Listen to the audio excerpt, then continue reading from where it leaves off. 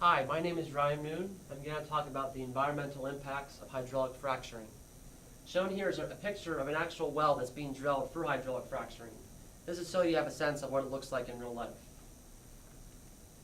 First, I want to talk about how hydraulic fracturing works, and this diagram is a very accurate representation of how it works. So as you can see, this is the well here they drill into the ground, and it's over a couple thousand feet they drill into the ground. And once they have to go through a bunch of layers, there's a water layer they have to go through, and they also have to go through sediment layers. And once they reach the shell formation, they start going horizontally. And the reason why I do this is because the shell layer is only so thick. So if they kept going vertically, they wouldn't get nearly as much oil and gas out of it. So that's why they go horizontally. Now once they drill this well, they pump this hydraulic fracturing fluid down into it. And these fissures contain oil and gas inside them. And this hydraulic fracturing fluid helps get those oil and gases out of the fissures and into this well. And once they're inside the well, they're pumped up to the surface. That's how hydraulic fracturing works. Moving on. Now the meat of this presentation is to describe the environmental implications that hydraulic fracturing has. First, contamination of groundwater. This really only happens if the well is not, the casing of the well is not properly made. And as you can see in this diagram, it has to go through a water layer. So if the casing is not properly made, the hydraulic fracturing fluid can leak out into this water layer. And this water is used for drinking water for the public. And hydraulic fracturing fluid is not at all safe for our health. And I'll explain why in a little bit. So that's contamination of groundwater. Moving on, methane pollution and its impact on climate change. So when companies do hydraulic fracturing, they use a lot of methane. And methane is actually 25 times more potent at trapping heat inside the atmosphere than carbon dioxide.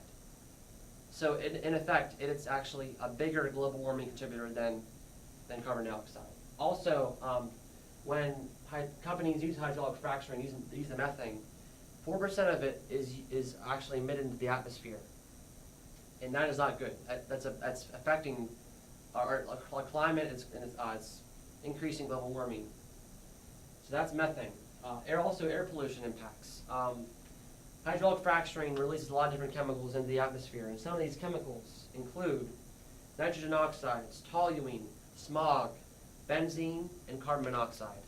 All of these chemicals are very bad for our health and for the health of the environment. And also, some examples of the illnesses that these pollutants can cause include cancer and nervous system disorders. And there's many more that they can cause, but those are only a few of them. So moving on, fracking-induced earthquakes. So when companies do hydraulic fracturing, they go thousands upon thousands of feet into the ground to get to the shell layer. And when they pump that hydraulic fracturing fluid down there, it causes seismic activity. And this can lead to earthquakes. So that is not a good thing. So that's the environmental implications I want to talk about today. There's many more where that came from. Those are the major ones.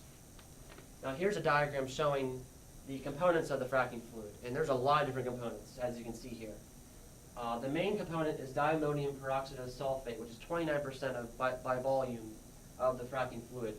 And this chart has other uses for each of these chemicals. And for this chemical in specific, we can use it for bleach and laboratory cleaning. Imagine this getting into our water. I know I don't want this in my water because I'm pretty sure all of you know how toxic bleach is. So that is not good at all if it doesn't get in our water. So moving on, what needs to be done about this, about these environmental implications? I think the best thing that we should do is to make hydraulic fracturing companies prove that what they're doing, that they're drilling, doesn't cause any sort of air or water pollution or affects our health or the health of the environment. I think that should help alleviate the concern that hydraulic fracturing is so bad. Another thing I think we should do is impose more stringent regulations. That way, companies that are actually violating the laws by imposing those regulations, they won't be allowed to do hydraulic fracturing anymore. So by doing both of these things, I think we can help ensure their health and the health of the environment are safe from hydraulic fracturing. Thank you.